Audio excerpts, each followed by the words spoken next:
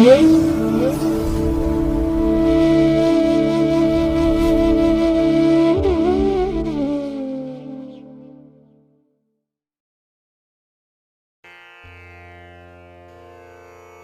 ಮಹಾಗಣಪತೆ ನಮಃ. ಶ್ರೀ ಗುರುಭ್ಯೋ ನಮಃ. ಹರಿ ಓಂ. ಶ್ರುತಿ ಸ್ಮೃತಿ ಪುರಾಣಾನಾಂ ಆಲಯಂ ಕರುಣಾಲಯಂ ನಮಾಮಿ ಭಗವತ್ಪಾದಶಂಕರಂ ಲೋಕಶಂಕರಂ. ಪ್ರೀತಿಯ ವೀಕ್ಷಕ ಬಂಧುಗಳೇ, ತಮಗೆಲ್ಲರಿಗೂ ಸಿರಿಗನ್ನಡ ಸುದ್ದಿವಾಹಿನಿಗೆ ಸ್ವಾಗತ. ದಯಾಮಯನಾದಂಥ ಭಗವಂತನ ಅನುಗ್ರಹ ತಮ್ಮೆಲ್ಲರಿಗೆ ಪ್ರಾಪ್ತಿಯಾಗಲಿ, ತಮ್ಮೆಲ್ಲರ ಜೀವನ ಆರೋಗ್ಯದಾಯಕವಾಗಿರಲಿ, ಸಂತೃಪ್ತಿದಾಯಕವಾಗಿರಲಿ ಎಂದು ಭಗವಂತನಲ್ಲಿ ಪ್ರಾರ್ಥನೆಯನ್ನು ಮಾಡ್ತಾ ಈ ದಿನದ ಪಂಚಾಂಗ ಫಲವನ್ನು ನೋಡೋಣ. ಹಾಗೆ ದ್ವಾದಶ ರಾಶಿಯವರ ಗೋಚಾರ ಫಲಾಫಲಗಳು ಹೇಗಿವೆ ಅನ್ನೋದನ್ನು ಕೂಡ ತಿಳಿಯೋಣ. ಇನ್ನು ಈ ದಿನದ ವಿಶೇಷ ಕಾರ್ಯಕ್ರಮವನ್ನು ನಾವು ಪ್ರತ್ಯೇಕವಾಗಿ ನೋಡೋಣ ಬನ್ನಿ. ಈ ದಿನ ಹುಟ್ಟುಹಬ್ಬವನ್ನು ಆಚರಿಸ್ಕೊಳ್ತಾ ಇರುವಂಥ ತಮಗೆಲ್ಲರಿಗೂ ಕೂಡ ಹುಟ್ಟುಹಬ್ಬದ ಶುಭಾಶಯಗಳು. ಹಾಗೆ ಈ ದಿನಾಂಕದಂದು ವಿವಾಹವಾಗಿರುವಂಥ ದಂಪತಿಗಳಿಗೂ ಕೂಡ ವಿವಾಹ ವಾರ್ಷಿಕೋತ್ಸವದ ಶುಭಾಶಯಗಳನ್ನು ಹೇಳ್ತಾ ಭಗವಂತ ತಮಗೆಲ್ಲರಿಗೂ ಕೂಡ ಸಕಲ ಸನ್ಮಂಗಳಗಳನ್ನು ಕರುಣಿಸಲಿ ಅಂತ ಹೇಳಿ ಸಿರಿಗನ್ನಡ ಸುದ್ದಿವಾಹಿನಿಯ ಪರವಾಗಿ ಪ್ರಾರ್ಥಿಸುತ್ತೇನೆ. ಪ್ರೀತಿಯ ಬಂಧುಗಳೇ, ಈ ದಿನ 2025 ಜೂನ್ ತಿಂಗಳ 6ನೇ ತಾರೀಕು ಭಾರ್ಗವ ವಾಸರ ಅಂದರೆ ಶುಕ್ರವಾರ. ಈ ಶುಕ್ರವಾರದ ನಿತ್ಯ ಪಂಚಾಂಗ ಫಲ ಹೇಗಿದೆ ನೋಡೋಣ ಬನ್ನಿ. ಶ್ರೀ ವಿಶ್ವಾವಸು ನಾಮ ಸಂವತ್ಸರೆ ಉತ್ತರಾಯಣೆ ಗ್ರೀಷ್ಮ ಋತು ಜ್ಯೇಷ್ಠ ಮಾಸ ಶುಕ್ಲ ಪಕ್ಷದ ಏಕಾದಶಿಯ ತಿಥಿ ಈ ದಿನ ಇದೆ. ಇದು ಈ ದಿನ ರಾತ್ರಿ 4:37 ಇರಲಿದೆ. ನಂತರ ದ್ವಾದಶಿ ಆರಂಭ ಆಗುತ್ತೆ. ಈ ದಿನದ ನಕ್ಷತ್ರ ಹಸ್ತ ನಕ್ಷತ್ರ. ಇದು ಈ ದಿನ ಬೆಳಗ್ಗೆ 7:24 ಇರಲಿದೆ. ನಂತರ ಚಿತ್ತಾ ನಕ್ಷತ್ರ ಆರಂಭ ಆಗುತ್ತೆ. ಈ ದಿನದ ಕರ್ಣ ಪೂರ್ವಕರ್ಣ ವಣಿಜ. ಇದು ಈ ದಿನ ಅಪರಾಹ್ನ 3:33 ಇರಲಿದೆ. ನಂತರ ಉತ್ತರ ಕರ್ಣ ವಿಷ್ಟಿ ಅಥವಾ ಭದ್ರ ಆರಂಭ ಆಗುತ್ತೆ. ಈ ದಿನದ ಯೋಗ ವ್ಯತಿಪಾತ ಯೋಗ. ಇದು ಈ ದಿನ ಬೆಳಿಗ್ಗೆ 10:12 ಇರಲಿದೆ. ನಂತರ ವರಿಯಾಣ ಯೋಗ ಆರಂಭ ಆಗುತ್ತೆ. ಈ ದಿನ ದಿಕ್ಶೂಲೆ ಇರುವಂಥದ್ದು ಪಶ್ಚಿಮ ದಿಕ್ಕಿಗೆ. ಇನ್ನು ಈ ದಿನ ಸೂರ್ಯ ಇರುವಂಥ ರಾಶಿ ವೃಷಭ, ಚಂದ್ರ ಇರುವಂಥ ರಾಶಿ ಕನ್ಯಾ. ಹಾಗೆ ಈ ದಿನ ರಾಹುಕಾಲ ಇರುವಂಥ ಸಮಯ ಈ ದಿನ ಬೆಳಿಗ್ಗೆ 10:46 ಮಧ್ಯಾಹ್ನ 12:22 ಗುಳಿಕ ಕಾಲ ಈ ದಿನ ಬೆಳಿಗ್ಗೆ 7:34 ಬೆಳಿಗ್ಗೆ 9:10 ಹಾಗೆ ಯಮಗಂಡ ಕಾಲ ಈ ದಿನ ಅಪರಾಹ್ನ 3:34 ಸಂಜೆ 5:10 ಇರಲಿದೆ. ಇನ್ನು ಈ ದಿನ ದುಷ್ಟ ಮುಹೂರ್ತ ಇರುವಂಥ ಸಮಯ ಈ ದಿನ ಬೆಳಿಗ್ಗೆ 8:09 ಬೆಳಿಗ್ಗೆ 9:05 ಹಾಗೆ ಮಧ್ಯಾಹ್ನ 12:47 ಮಧ್ಯಾಹ್ನ 1:43 ದುಷ್ಟ ಮುಹೂರ್ತದ ಸಮಯ. ಹಾಗಾಗಿ ಈ ಸಮಯದಲ್ಲಿ ಯಾವುದೇ ಪ್ರಯಾಣವನ್ನಾಗಲಿ ಯಾವುದೇ ಶುಭ ಕಾರ್ಯಗಳನ್ನಾಗಲಿ ಆರಂಭ ಮಾಡಬೇಡಿ. ಏಕೆಂದರೆ ನೀವು ಯಾವುದೇ ಕೆಲಸ ಕಾರ್ಯಗಳನ್ನು ಈ ದುಷ್ಟ ಮುಹೂರ್ತ ಇರುವಂಥ ಸಮಯದಲ್ಲಿ ಆರಂಭ ಮಾಡಿದರೆ ಅದರಿಂದ ಬರುವಂಥ ಫಲಿತಾಂಶಗಳು ಅಷ್ಟೊಂದು ಅನುಕೂಲಕರವಾಗಿ ಇರೋದಿಲ್ಲ. ಆದ್ದರಿಂದಲೇ ಈ ದುಷ್ಟ ಮುಹೂರ್ತವನ್ನು ಅವಾಯ್ಡ್ ಮಾಡುವಂಥದ್ದು ತುಂಬ ಉತ್ತಮ. ಇನ್ನು ಈ ದಿನ ಅಭಿಜಿತ್ ಮುಹೂರ್ತ ಇರುವಂಥ ಸಮಯ ಈ ದಿನ ಬೆಳಿಗ್ಗೆ 11:51 ಮಧ್ಯಾಹ್ನ 12:47 ಅಭಿಜಿತ್ ಮುಹೂರ್ತ ಇರುವಂಥ ಸಮಯ. ಹಾಗೆ ವಿಶೇಷವಾಗಿ ಈ ದಿನ ಅಮೃತ ಕಾಲ ಇರುವಂಥ ಸಮಯ ಈ ದಿನ ರಾತ್ರಿ 2:22 ರಾತ್ರಿ 4:14 ಅಮೃತ ಕಾಲದ ಸಮಯ. ಇನ್ನು ಈ ದಿನ ಸೂರ್ಯೋದಯ ಆಗುವಂಥ ಸಮಯ ಈ ದಿನ ಪ್ರಾತಃ ಕಾಲ 5:52 ಸೂರ್ಯಾಸ್ತ ಸಂಜೆ 6:41.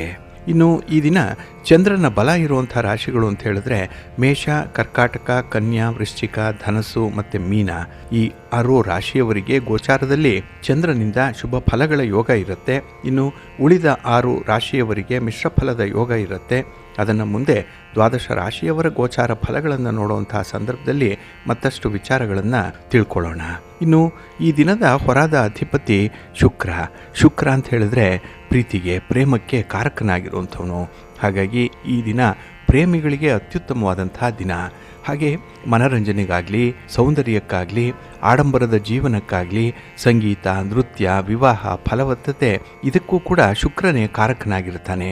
ಹಾಗಾಗಿ ಈ ದಿನ ಮನಸ್ಸಿಗೆ ಹಿತ ನೀಡುವಂಥ ಕೆಲಸ ಕಾರ್ಯಗಳಿಂದ ತುಂಬ ಲಾಭಗಳಿದೆ.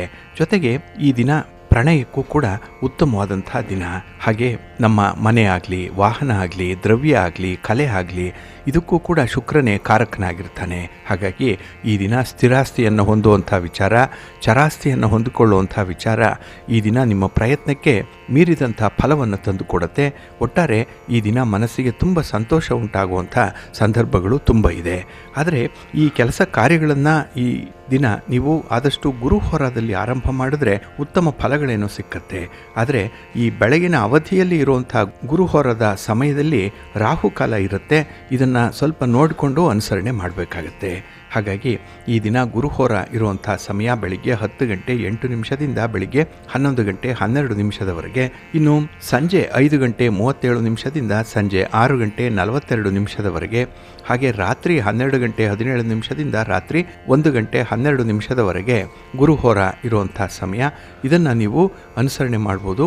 ಆದರೆ ನೋಡಿಕೊಂಡು ಅನುಸರಣೆ ಮಾಡಿ, ಒಳ್ಳೆಯದಾಗುತ್ತೆ.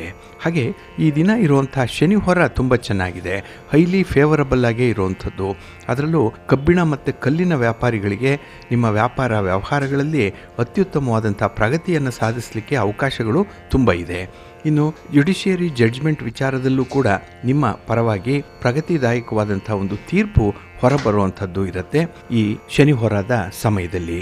ಹಾಗಾಗಿ ಈ ದಿನ ಶನಿ ಹೊರ ಇರುವಂಥ ಸಮಯ ಬೆಳಿಗ್ಗೆ 9 ಗಂಟೆ 4 ನಿಮಿಷದಿಂದ ಬೆಳಿಗ್ಗೆ 10 ಗಂಟೆ 8 ನಿಮಿಷದವರೆಗೆ. ಹಾಗೆ ಸಂಜೆ 4 ಗಂಟೆ 33 ನಿಮಿಷದಿಂದ ಸಂಜೆ 5 ಗಂಟೆ 37 ನಿಮಿಷದವರೆಗೆ. ಇನ್ನು ರಾತ್ರಿ 11 ಗಂಟೆ 21 ನಿಮಿಷದಿಂದ ರಾತ್ರಿ 12 ಗಂಟೆ 17 ನಿಮಿಷದವರೆಗೆ ಶನಿ ಹೊರ ಇರುವಂಥ ಸಮಯ. ಇದನ್ನು ಕೂಡ ನೀವು ಅನುಸರಣೆ ಮಾಡ್ಬೋದು, ಒಳ್ಳೆಯದಾಗತ್ತೆ. ಇನ್ನು ಈ ದಿನ ಇರುವಂಥ ಚಂದ್ರ ಹೊರ ಕೂಡ ತುಂಬ ಚೆನ್ನಾಗಿದೆ.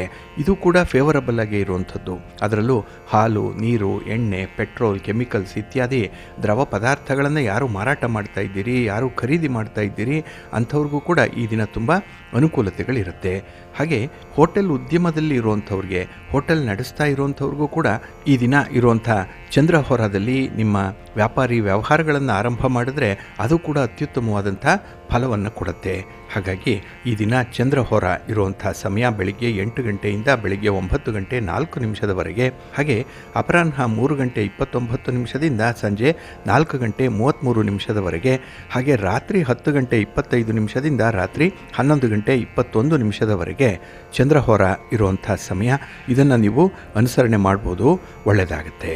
ಆದರೆ ಈ ದಿನ ಇರುವಂಥ ರವಿ ಹೊರ ಸ್ವಲ್ಪ ಅನಾನುಕೂಲಕರವಾಗಿರುತ್ತೆ, ಅನ್ಫೇವರಬಲ್ ಆಗಿರುತ್ತೆ. ಅದರಲ್ಲೂ ರಾಜಕಾರಣಿಗಳು, ರಾಜಕೀಯ ಕ್ಷೇತ್ರದಲ್ಲಿರುವಂಥವರು ಯಾವುದೇ ಚಟುವಟಿಕೆಗಳನ್ನು ಈ ದಿನ ಇರುವಂಥ ರವಿ ಹೊರದಲ್ಲಿ ಆರಂಭ ಮಾಡಬೇಡಿ. ಹಾಗೆ ನಿಮ್ಮ ಪ್ರಯಾಣವನ್ನು ಕೂಡ ಆದಷ್ಟು ಮುಂದಕ್ಕೆ ಹಾಕುವಂಥದ್ದು ಉತ್ತಮ. ಹಾಗೆ ನೀವು ರಾಜಕಾರಣಿಗಳನ್ನು ಭೇಟಿ ಮಾಡಬೇಕು, ಗಣ್ಯರನ್ನು ಭೇಟಿ ಮಾಡಬೇಕು, ಸರ್ಕಾರದ ಮಟ್ಟದ ಅಧಿಕಾರಿಗಳನ್ನು ಭೇಟಿ ಮಾಡಬೇಕು ಅಂದರೂ ಕೂಡ ಈ ದಿನ ರವಿ ಹೊರ ಅಷ್ಟೊಂದು ಚೆನ್ನಾಗಿಲ್ಲ. ಇನ್ನು ಈ ಸರ್ಕಾರದ ಮಟ್ಟದಲ್ಲಿ ಆಗಬೇಕಾಗಿರುವಂಥ ಕೆಲಸ ಕಾರ್ಯಗಳನ್ನು ಕೂಡ ಆದಷ್ಟು ಈ ದಿನ ಇರುವಂಥ ರವಿ ಹೊರದಲ್ಲಿ ಆರಂಭ ಮಾಡಬೇಡಿ.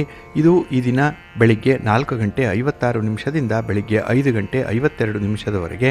ಇನ್ನು ಮಧ್ಯಾಹ್ನ 12 ಗಂಟೆ 17 ನಿಮಿಷದಿಂದ ಮಧ್ಯಾಹ್ನ 1 ಗಂಟೆ 21 ನಿಮಿಷದವರೆಗೆ. ಹಾಗೆ ರಾತ್ರಿ 7 ಗಂಟೆ 37 ನಿಮಿಷದಿಂದ ರಾತ್ರಿ 8 ಗಂಟೆ 33 ನಿಮಿಷದವರೆಗೆ ರವಿ ಹೊರ ಇರುವಂಥ ಸಮಯ. ಇದನ್ನು ಸ್ವಲ್ಪ ಅವಾಯ್ಡ್ ಮಾಡ್ಕೊಳ್ಳಿ, ಒಳ್ಳೆಯದಾಗತ್ತೆ. ಹಾಗಾಗಿ ಬಂಧುಗಳೇ, ನಿಮ್ಮ ಕೆಲಸ ಕಾರ್ಯಗಳನ್ನು ಒಳ್ಳೆಯ ಸಮಯದಲ್ಲಿ ಆರಂಭ ಮಾಡಿ. ಒಳ್ಳೆಯ ಮುಹೂರ್ತ ಯಾವುದಿದೆ ಅನ್ನುವಂಥದ್ದನ್ನು ತಿಳ್ಕೊಳ್ಳಿ. ಅದಕ್ಕಾಗಿಯೇ ನೀವು ಪ್ರತಿನಿತ್ಯ ಪಂಚಾಂಗ ಪಠಣವನ್ನು ಮಾಡಬೇಕು. ಇದರಿಂದ ಆಯಾ ದಿನದ ತಿಥಿ, ವಾರ, ನಕ್ಷತ್ರ, ಯೋಗ, ಕರಣ ಈ ಪಂಚ ಅಂಗಗಳ ಬಗ್ಗೆ ನಿಮಗೆ ಮಾಹಿತಿಗಳು ಸಿಕ್ಕತ್ತೆ. ಒಂದು ವೇಳೆ ಪಠಣ ಮಾಡಲಿಕ್ಕೆ ನಿಮಗೆ ಸಾಧ್ಯ ಆಗಲಿಲ್ಲ, ಸಮಯಾವಕಾಶ ಇಲ್ಲ, ಅದಕ್ಕಾಗಿಯೇ ಸಿರಿಗನ್ನಡ ಸುದ್ದಿವಾಹಿನಿ ಪ್ರತಿನಿತ್ಯ ಪ್ರಸಾರ ಮಾಡುವಂಥ ಈ ಪಂಚಾಂಗದ ವಿವರಗಳನ್ನು ಕೇಳಿಸ್ಕೊಳ್ಳಿ. ಇದರಲ್ಲಿ ನಿಮಗೆ ಬೇಕಾದಂತಹ ಎಲ್ಲ ಮಾಹಿತಿಗಳು ಕೂಡ ಸಿಕ್ಕತ್ತೆ. ಇದನ್ನು ನೀವು ಅನುಸರಣೆ ಮಾಡೋದ್ರಿಂದ ನಿಮ್ಮ ಪ್ರಯತ್ನ ಯಶಸ್ವಿಯಾಗುತ್ತೆ. ನೀವು ಅಂದುಕೊಂಡಿರುವಂತಹ ಫಲಿತಾಂಶಗಳನ್ನು ಪಡ್ಕೊಳ್ಳಿಕ್ಕೆ ಇದು ಸಹಾಯಕವಾಗುತ್ತೆ, ಒಳ್ಳೆಯದಾಗತ್ತೆ. ಬಂಧುಗಳೇ, ಈ ದಿನ ಬಹಳ ವಿಶೇಷವಾಗಿರುವಂಥ ದಿನ. ಈ ದಿನ ಏಕಾದಶಿಯ ತಿಥಿ ಇರುವಂಥದ್ದು. ಹಾಗಾಗಿ ಈ ದಿನದ ಏಕಾದಶಿಯನ್ನು ನಿರ್ಜಲ ಏಕಾದಶಿ ಅಂತ ಹೇಳಿ ಕರೀತಾರೆ. ಹಾಗೆ ಅತ್ಯಂತ ಪರಿಣಾಮಕಾರಿಯಾದಂತಹ ಏಕಾದಶಿಗಳಲ್ಲಿ ಈ ದಿನದ ಏಕಾದಶಿ ಕೂಡ ಒಂದು. ಹಾಗಾಗಿ ಈ ದಿನ ನಿಮ್ಮ ಇಷ್ಟಾರ್ಥಗಳ ಸಿದ್ಧಿಗಾಗಿ ಮಹಾವಿಷ್ಣುವನ್ನು ಆರಾಧನೆ ಮಾಡುವಂಥದ್ದನ್ನು ಮರಿಬೇಡಿ. ಮಹಾವಿಷ್ಣುವಿನ ಜೊತೆ ಮಹಾಲಕ್ಷ್ಮಿಯನ್ನು ಕೂಡ ಈ ದಿನ ಆರಾಧನೆ ಮಾಡಿದ್ರೆ, ಪೂಜೆ ಮಾಡಿದ್ರೆ ನಿಮ್ಮ ಇಷ್ಟಾರ್ಥಗಳು ನೆರವೇರುತ್ತೆ. ಹಾಗೆ ಹಣಕಾಸಿನ ವಿಚಾರಗಳಿಗೆ ಸಂಬಂಧಪಟ್ಟಂಥ ನಿಮ್ಮ ತೀರ್ಮಾನಗಳು ನಿಮಗೆ ಫೇವರಬಲ್ ಆಗಿರುತ್ತೆ. ಹಾಗಾಗಿ ಮಹಾವಿಷ್ಣು ಮಹಾಲಕ್ಷ್ಮಿಯ ಅನುಗ್ರಹ ಈ ದಿನ ತಮ್ಮೆಲ್ಲರಿಗೂ ಕೂಡ ಉಂಟಾಗಲಿ ಅಂತ ಹೇಳಿ ಪ್ರಾರ್ಥನೆಯನ್ನು ಮಾಡ್ತಾ, ಇನ್ನು ಈ ದಿನದ ಇನ್ನೆರಡು ವಿಶೇಷತೆಗಳಿದೆ. ಅದೇನೆಂದರೆ, ಸಿಂಹರಾಶಿಗೆ ಕುಜನ ಪ್ರವೇಶ ಆಗ್ತಾ ಇರುವಂಥದ್ದು, ಇನ್ನು ಮಿಥುನ ರಾಶಿಗೆ ಬುಧನ ಪ್ರವೇಶ ಆಗ್ತಾ ಇರುವಂಥದ್ದು. ಈ ದಿನವೇ ಈ ಎರಡು ವಿದ್ಯಮಾನಗಳು ಕೂಡ ನಡೀತಾ ಇರುವಂಥದ್ದು. ಹಾಗೆ ಈ ಬುಧ ಈ ದಿನ ಬೆಳಿಗ್ಗೆ 9:22 ಮಿಥುನ ರಾಶಿ ಅಂದರೆ ತನ್ನ ಸ್ವಂತ ಮನೆಯನ್ನು ಪ್ರವೇಶ ಮಾಡ್ತಾ ಇದ್ದಾನೆ. ಹಾಗೆ ಏಕಾದಶಿ ತಿಥಿ ಇರುವಂತಹ ಸಂದರ್ಭದಲ್ಲಿ, ಚಿತ್ತ ನಕ್ಷತ್ರ ಇರುವಾಗ, ವ್ಯತಿಪಾತ ಯೋಗದಲ್ಲಿ, ವಣಿಜ ಕರಣದಲ್ಲಿ, ಪಂಚಕ ರೋಗ ಇರುವಂಥ ಸಮಯದಲ್ಲಿ, ಶನಿ ಹೋರಾದಲ್ಲಿ, ಕರ್ಕಾಟಕ ಲಗ್ನ ಪುಷ್ಯ ನಕ್ಷತ್ರದಲ್ಲಿ ಇರುವಾಗ ಪ್ರವೇಶ ಮಾಡಿ ಮೃಗಶಿರ, ಆರಿದ್ರ, ಪುನರ್ವಸು ನಕ್ಷತ್ರಗಳ ಸಂಚಾರವನ್ನು ಮಾಡ್ತಾ 22 ಜೂನ್ವರೆಗೆ ಬುಧ ಗುರು ಸಂಯೋಗವನ್ನು ಹೊಂದಿರ್ತಾನೆ. ಹಾಗಾಗಿ ಬುಧ ಮತ್ತು ಗುರುವಿನ ಸಂಯೋಗ ಇರುವಂಥದ್ದು ಈ ಜೂನ್ 22ರವರೆಗೆ. ಹಾಗಾಗಿ ಧನುರ್ ರಾಶಿಯವರಿಗೆ, ಮಿಥುನ ರಾಶಿಯವರಿಗೆ, ಕನ್ಯಾ ರಾಶಿಯವರಿಗೆ ಈ ಸಂಯೋಗದ ಫಲ ನೇರವಾಗಿ ತಲುಪುತ್ತೆ. ಹಾಗಾಗಿ ನಿಮ್ಮ ವ್ಯಾಪಾರ ವ್ಯವಹಾರಗಳು, ನಿಮ್ಮ ಹಣಕಾಸಿನ ವ್ಯವಹಾರ, ಲೇವಾದೇವಿ ವ್ಯವಹಾರ ಇದೆಲ್ಲದರಲ್ಲೂ ಕೂಡ ನೀವು ನಿರೀಕ್ಷಿತ ಮಟ್ಟದಲ್ಲಿ ಲಾಭವನ್ನು ಪಡ್ಕೊಳ್ಳಿಕ್ಕೆ ಸಾಧ್ಯವಾಗುತ್ತೆ. ಹಾಗೆ ನಿಮ್ಮ ವ್ಯಾಪಾರಿ ಚಟುವಟಿಕೆಗಳು ಕೂಡ ವಿಸ್ತರಣೆಯಾಗುತ್ತೆ. ಹೊಸ ವ್ಯಾಪಾರ ವ್ಯವಹಾರಗಳನ್ನು ಆರಂಭ ಮಾಡುವಂಥವರು ಈ ಸಂದರ್ಭವನ್ನು ನೀವು ಬಳಸ್ಕೊಳ್ಬೋದು. ಆದರೆ ಈ ಜೂನ್ 13ನೇ ತಾರೀಕಿನಿಂದ ಗುರು ಅಸ್ತನಾಗ್ತಾ ಇದ್ದಾನೆ, ಜುಲೈ 4ನೇ ತಾರೀಕಿನವರೆಗೆ. ಹಾಗಾಗಿ ಈ ಸಮಯ ಅಂದರೆ ಗುರು ಅಸ್ತ ಆಗುವಂಥ ಸಮಯ ಏನಿದೆ, ಈ ಸಮಯದಲ್ಲಿ ಶುಭ ಕಾರ್ಯಗಳನ್ನು ಮಾಡಲಿಕ್ಕೆ ಅಷ್ಟೊಂದು ಸೂಕ್ತವಾಗಿಲ್ಲ. ಆದರೆ ಕೆಲವೊಂದು ವಿವಾಹ ಪ್ರಕರಣಗಳು ನಡೀತಾ ಇರುವಂಥ ಸನ್ನಿವೇಶಗಳು ಕೂಡ ಇದೆ.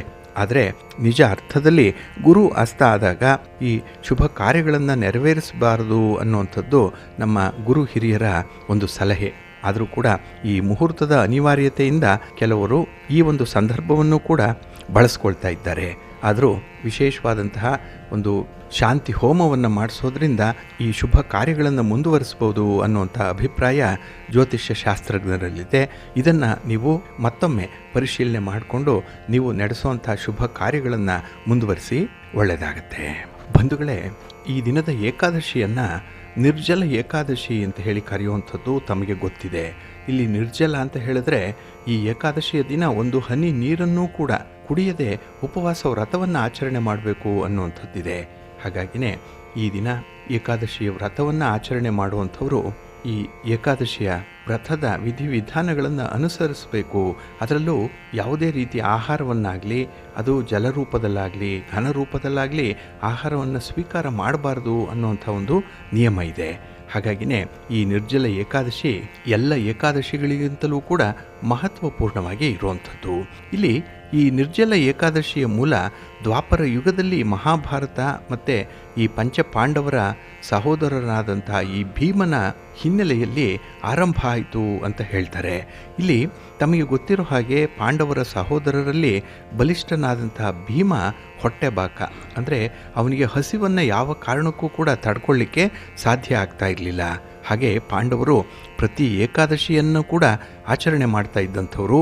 ವರ್ಷ ಇಡೀ ತಿಂಗಳಿಗೆ 2 ಬಾರಿ ಉಪವಾಸವನ್ನು ಮಾಡಿ ಮಹಾವಿಷ್ಣುವನ್ನು ಆರಾಧನೆ ಮಾಡಿ ವಿಷ್ಣುವನ್ನು ಮೆಚ್ಚಿಸ್ತಾ ಇದ್ದಂಥವರು ಪಾಂಡವರು. ಆಗ ಭೀಮ ಎಲ್ಲ ಸಹೋದರರು ಕೂಡ ಉಪವಾಸವನ್ನು ಆಚರಣೆ ಮಾಡ್ತಾ ಇರುವಂತಹ ಸಂದರ್ಭದಲ್ಲಿ ಈ ಉಪವಾಸ ಆಚರಣೆಗೆ ಭೀಮ ಹಿಂದೆ ಮುಂದೆ ನೋಡ್ತಾ ಇದ್ದ ಅನ್ನುವಂಥ ಒಂದು ವಿಚಾರ ಇದೆ. ಆದರೆ ಇಲ್ಲಿ ಭೀಮನ ಹಸಿವಿನಿಂದ ಬಳಲಿ ವಿಫಲನಾಗ್ತಾನೆ. ಅವನ ಆಹಾರದ ಮೇಲಿನ ಪ್ರೀತಿಯಿಂದ ಅವನಿಗೆ ಒಂದು ದಿನವೂ ಕೂಡ ಉಪವಾಸ ಮಾಡುವಂಥದ್ದು ಅಸಾಧ್ಯವಾಗಿಬಿಡುತ್ತೆ. ಹಾಗೆ ಮಾಡಿದ್ದಕ್ಕಾಗಿ ಅವನಿಗೆ ತಪ್ಪಿತಸ್ಥ ಭಾವನೆ ಉಂಟಾಗ್ತಾ ಇರುತ್ತೆ. ಏಕೆಂದರೆ ಆ ಏಕಾದಶಿಯ ದಿನ ಯಾವ ಆಹಾರ ಪದಾರ್ಥಗಳನ್ನು ತಿನ್ನಬಾರದು ಅನ್ನುವಂಥದ್ದಿದೆ.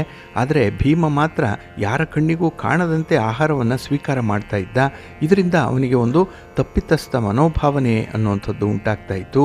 ಇನ್ಫೀರಿಯಾರಿಟಿ ಕಾಂಪ್ಲೆಕ್ಸ್ ಕೂಡ ಬೆಳೀತಾ ಇತ್ತು. ಹಾಗಾಗಿ ಈ ಒಂದು ತಪ್ಪಿತಸ್ಥ ಭಾವನೆಯಿಂದ ತಪ್ಪಿಸ್ಕೊಳ್ಳಿಕ್ಕಾಗಿ ಅವನು ಆತನ ಅಜ್ಜ ಮತ್ತು ಮಹಾಭಾರತವನ್ನು ಬರೆದಂತಹ ಮಹಾನ್ ಋಷಿ ವೇದವ್ಯಾಸರ ಬಳಿಗೆ ಹೋಗ್ತಾನೆ. ಇಲ್ಲಿ ಭೀಮ ತನ್ನ ಸಮಸ್ಯೆಯನ್ನು ವ್ಯಾಸರಿಗೆ ನಿವೇದನೆ ಮಾಡಿಕೊಳ್ತಾನೆ. ಅಂದರೆ ಹಸಿವನ್ನು ನಿಯಂತ್ರಣ ಮಾಡಲಿಕ್ಕೆ ಸಾಧ್ಯವೇ ಇಲ್ಲ. ಹಾಗಾಗಿ ಈ ಏಕಾದಶಿಯ ಉಪವಾಸದ ಫಲವನ್ನು ಪಡ್ಕೊಳ್ಳಿಕ್ಕೆ ಬೇರೆ ಯಾವುದಾದ್ರೂ ಒಂದು ಮಾರ್ಗ ಇದೆಯೇ ಅಂತ ಹೇಳಿ ವ್ಯಾಸರನ್ನು ಕೇಳ್ತಾನೆ. ಆಗ ವ್ಯಾಸ ಮಹರ್ಷಿಗಳು ಭೀಮನನ್ನು ಕರುಣೆಯಿಂದ ನೋಡಿ, ನಿಜಕ್ಕೂ ಒಂದು ಮಾರ್ಗ ಇದೆ. ಅದೇನೆಂದರೆ, ಇಡೀ ವರ್ಷದಲ್ಲಿ ಒಂದೇ ಒಂದು ದಿನ ಈ ಏಕಾದಶಿಯ ಉಪವಾಸವನ್ನು ಆಚರಣೆ ಮಾಡಿಬಿಡು. ಈ ಇಡೀ ವರ್ಷದ ಏಕಾದಶಿ ಆಚರಣೆಯ ಸಂಪೂರ್ಣ ಫಲ ನಿನ್ನದಾಗುತ್ತೆ. ಅದನ್ನು ಸಮರ್ಪಣಾ ಭಾವದಿಂದ ಆಚರಣೆ ಮಾಡು ಅಂತ ಹೇಳಿ ವೇದವ್ಯಾಸರು ತಿಳಿಸ್ತಾರೆ. ಇಲ್ಲಿ ವೇದವ್ಯಾಸರು ಹೇಳಿದ್ದು ಈ ನಿರ್ಜಲ ಏಕಾದಶಿಯ ದಿನ ಏಕಾದಶಿಯ ವ್ರತವನ್ನು ಅನುಸರಣೆ ಮಾಡು ಅಂತ ಹೇಳಿ. ಆದರೆ ಈ ದಿನ ಅಂದರೆ ನಿರ್ಜಲ ಏಕಾದಶಿಯ ದಿನ ಊಟವನ್ನು ಮಾಡೋದಿರಲಿ, ಒಂದು ಹನಿ ನೀರನ್ನು ಕೂಡ ಸೇವಿಸದೇ ಇರಬೇಕಾಗತ್ತೆ. ಹಾಗೆ ಭೀಮನಿಗೆ ಅದನ್ನು ಅನುಸರಣೆ ಮಾಡಲಿಕ್ಕೆ ಸಾಧ್ಯವಾಗಲಿಲ್ಲ. ಆದರೆ ಆರಂಭದಲ್ಲಿ ಅವನಿಗೆ ಆತ್ಮವಿಶ್ವಾಸ ಕಡಿಮೆ ಇತ್ತು.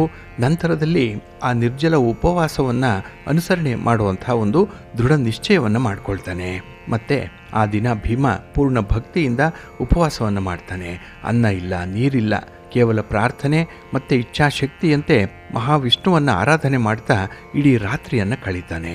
ಹೀಗಾಗಿ ಭೀಮ ಸಂಪೂರ್ಣ ಭಕ್ತಿಯಿಂದ ಉಪವಾಸವನ್ನು ಮಾಡಿದ್ರಿಂದ ಆ ಉಪವಾಸ ವ್ರತ ಯಶಸ್ವಿಯಾಗತ್ತೆ. ಮತ್ತು ಅದರೊಂದಿಗೆ ಇತರ ಎಲ್ಲ ಏಕಾದಶಿಗಳ ಒಟ್ಟು ಆಧ್ಯಾತ್ಮಿಕ ಅರ್ಹತೆಯನ್ನು ಭೀಮ ಪಡ್ಕೊಂಡ್ಬಿಡ್ತಾನೆ. ಅಂದಿನಿಂದ ಈ ವಿಶೇಷ ದಿನವನ್ನು ಪಾಂಡವ ಭೀಮ ಏಕಾದಶಿ ಅಂತ ಹೇಳಿ ಕರೀತಾರೆ, ಅಥವಾ ನಿರ್ಜಲ ಏಕಾದಶಿ ಅಂತ ಹೇಳಿ ಕರೆಯುವಂಥದ್ದು ಇದೆ. ಹಾಗೆ ಆಹಾರವನ್ನು ಪ್ರೀತಿಸುವಂಥ, ಆದರೆ ತನ್ನ ನಂಬಿಕೆಯನ್ನು ಪ್ರೀತಿಸುವವನ ಗೌರವಾರ್ಥವಾಗಿ ಈ ದಿನ ನಿರ್ಜಲ ಏಕಾದಶಿಯ ವ್ರತವನ್ನು ಆಚರಣೆ ಮಾಡುವಂಥದ್ದಿದೆ. ಇಲ್ಲಿ ಬಹಳ ವಿಭಿನ್ನವಾಗಿ ಈ ನಿರ್ಜಲ ಏಕಾದಶಿಯ ಆಚರಣೆ ಇದೆ. ಅಂದರೆ ಆಹಾರ ಸೇವಿಸುವಂಥದ್ದನ್ನು ತಪ್ಪಿಸೋದು ಮಾತ್ರ ಅಲ್ಲ, ಒಂದು ಹನಿ ನೀರನ್ನು ಕೂಡ ಈ ದಿನ ಕುಡಿಯದೇ ಇರುವಂತೆ ನೋಡಿಕೊಳ್ಳುವಂಥದ್ದು ಬಹಳ ವಿಶೇಷವಾದಂಥ ಒಂದು ಆಚರಣೆ. ಹಾಗೆ ಭಾರತದಲ್ಲಿ ಈ ಬೇಸಿಗೆಯ ಸಮಯದಲ್ಲಿ ಇದು ಬರೋದ್ರಿಂದ ಇದು ಅತ್ಯಂತ ಕಠಿಣ ಉಪವಾಸಗಳಲ್ಲಿ ಒಂದು ಅನ್ನುವಂಥ ಒಂದು ಮಾಹಿತಿ ಇದೆ. ಅದಕ್ಕಾಗಿಯೇ ಇದನ್ನು ಬಹಳ ಪವಿತ್ರ ಮತ್ತು ಶಕ್ತಿಶಾಲಿಯಾದ ಆಚರಣೆ ಅಂತ ಹೇಳಿ ಪರಿಗಣಿಸಲ್ಪಟ್ಟಿರುವಂಥದ್ದು. ಹಾಗೆ ಈ ದಿನದ ಉಪವಾಸವನ್ನು ಈ ದಿನ ಸೂರ್ಯೋದಯದಿಂದ ಮಾರನೆಯ ದಿನ ಸೂರ್ಯೋದಯ ಮುಗಿಯುವವರೆಗೂ ಕೂಡ ಅನುಸರಣೆ ಮಾಡಬೇಕು. 24 ಗಂಟೆಗಳ ಕಾಲ ಇದು ಆಚರಣೆಯಲ್ಲಿರುತ್ತೆ ಅನ್ನುವಂಥದ್ದು. ಹಾಗಾಗಿ ಈ ನಿರ್ಜಲ ಏಕಾದಶಿಯ ದಿನ ಭಕ್ತರು ವಿಶೇಷವಾಗಿ ವಿಷ್ಣುವಿಗೆ ಪ್ರಾರ್ಥನೆಯನ್ನು ಸಲ್ಲಿಸ್ತಾರೆ. ಈ ದಿನದ ಪೂಜಾ ಸಂದರ್ಭದಲ್ಲಿ ಪಂಚಾಮೃತ ಅಭಿಷೇಕವನ್ನು ಮಾಡ್ತಾರೆ. ಹಾಲು, ಮೊಸರು, ತುಪ್ಪ, ಜೇನುತುಪ್ಪ ಮತ್ತು ಸಕ್ಕರೆಯ ಪವಿತ್ರ ಮಿಶ್ರಣದಿಂದ ಪಂಚಾಮೃತವನ್ನು ವಿಗ್ರಹಕ್ಕೆ ಅಭಿಷೇಕ ರೂಪದಲ್ಲಿ ಮಾಡುವಂಥದ್ದು, ವಿಷ್ಣುವನ್ನು ಆರಾಧನೆ ಮಾಡುವಂಥದ್ದು. ನಂತರ ವಿಷ್ಣುವಿಗೆ ಅಲಂಕಾರವನ್ನು ಮಾಡಿ ತಾಜಾ ಹೂಗಳಿಂದ ಪೂಜೆಯನ್ನು ಸಲ್ಲಿಸಿ ಧೂಪ ದೀಪಗಳನ್ನು ಬೆಳಗಿಸುವ ಮೂಲಕ ಆರತಿಯನ್ನು ಮಾಡ್ತಾರೆ. ಇಲ್ಲಿ ವಿಷ್ಣುವಿನ ಪೂಜಾ ನಂತರದಲ್ಲಿ ಕೆಲವರು ಮಹಾಲಕ್ಷ್ಮಿಯ ಪೂಜೆಯನ್ನು ಮಾಡ್ತಾರೆ. ಹಾಗೆ ಮಧ್ಯಾಹ್ನದ ಅವಧಿಯಲ್ಲಿ ಭಕ್ತರು ಈ ದೂರ್ವೆಯಿಂದ ಅಂದರೆ ಗರಿಕೆಯನ್ನು ಬಳಸಿ ಪೂಜೆ ಮಾಡುವಂಥದ್ದು ಕೂಡ ಇದೆ. ಹಾಗೆ ಈ ದಿನ ಭಕ್ತರು ರಾತ್ರಿ ಇಡೀ ಎಚ್ಚರವಾಗಿ ಇರ್ತಾರೆ. ಅಂದರೆ ಜಾಗರಣೆಯನ್ನು ಮಾಡುವಂಥದ್ದು, ವಿಷ್ಣುವಿನ ಸ್ತೋತ್ರಗಳನ್ನು ಹೇಳ್ಕೊಳ್ಳುವಂಥದ್ದು, ವಿಷ್ಣುವಿನ ಕಥಾನಕಗಳನ್ನು ಕೇಳಿಸ್ಕೊಳ್ಳುವಂಥದ್ದನ್ನು ಮುಂದುವರಿಸುವಂಥದ್ದು. ಹಾಗಾಗಿ ಇಲ್ಲಿ ಈ ಏಕಾದಶಿಯ ದಿನ ಉಪವಾಸ ವ್ರತ ಮತ್ತು ಜಾಗರಣೆ, ಇದರ ಜೊತೆಗೆ ದಾನ ಧರ್ಮಾದಿಗಳನ್ನು ಮಾಡಬೇಕು ಅನ್ನುವಂಥ ಒಂದು ಅಂಶ ಕೂಡ ಇದೆ. ಹಾಗಾಗಿ ಈ ದಿನ ಬಟ್ಟೆಗಳನ್ನು, ಆಹಾರ ಪದಾರ್ಥಗಳನ್ನು, ಧಾನ್ಯಗಳನ್ನು, ನೀರಿನ ಪಾತ್ರೆಗಳನ್ನು, ಇನ್ನು ಬೀಸಣಿಗೆಗಳನ್ನು, ಪಾದರಕ್ಷೆಗಳನ್ನು, ಛತ್ರಿಗಳನ್ನು ದಾನ ಮಾಡುವಂಥ ಒಂದು ಪದ್ಧತಿ ಕೂಡ ಇದೆ. ಹಾಗಾಗಿನೇ ಇಲ್ಲಿ ವಿಷ್ಣು ಪುರಾಣದಲ್ಲಿ, ಮಾರ್ಕಾಂಡೇಯ ಪುರಾಣದಲ್ಲಿ ಏಕಾದಶಿಯ ದಿನವನ್ನು ವಿಷ್ಣುವಿನ ಮತ್ತೊಂದು ರೂಪ ಅಂತ ಹೇಳೇ ಪರಿಗಣಿಸಲ್ಪಟ್ಟಿರುವಂಥದ್ದು. ಅದಕ್ಕಾಗಿಯೇ ಈ ದಿನ ಯಾರು ವಿಷ್ಣುವಿನ ದೇವಾಲಯದಲ್ಲಿ ಶುದ್ಧೀಕರಣ ಕಾರ್ಯವನ್ನು ಮಾಡ್ತಾರೆ ಅವರು ಎಲ್ಲ ಪಾಪಗಳಿಂದ ಮುಕ್ತರಾಗ್ತಾರೆ ಅನ್ನುವಂಥ ಒಂದು ನಂಬಿಕೆ ಇದೆ. ಹಾಗೆ ಈ ದಿನ ನಿರ್ಜಲ ಉಪವಾಸವನ್ನು ಮಾಡೋದರಿಂದ ಕೂಡ ವಿಷ್ಣುವಿನ ಅನುಗ್ರಹವನ್ನು ಪಡ್ಕೊಳ್ಬೋದು ಅನ್ನುವಂಥ ನಂಬಿಕೆ ಇದೆ.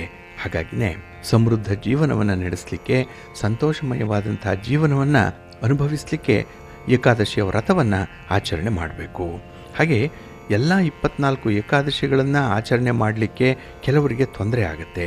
ಹಾಗಾಗಿ ಈ 24 ಏಕಾದಶಿಗಳ ಆಚರಣೆಯ ಫಲಿತಾಂಶವನ್ನು ಪಡ್ಕೊಳ್ಳೋದಕ್ಕೆ ಈ ಒಂದು ದಿನದ ನಿರ್ಜಲ ಏಕಾದಶಿಯನ್ನು ಆಚರಣೆ ಮಾಡಿದ್ರೆ ಸಾಕು, ಆ ಒಂದು ನಿರ್ಜಲ ಏಕಾದಶಿಯ ಪೂರ್ಣ ಫಲ ಲಭ್ಯವಾಗುತ್ತೆ.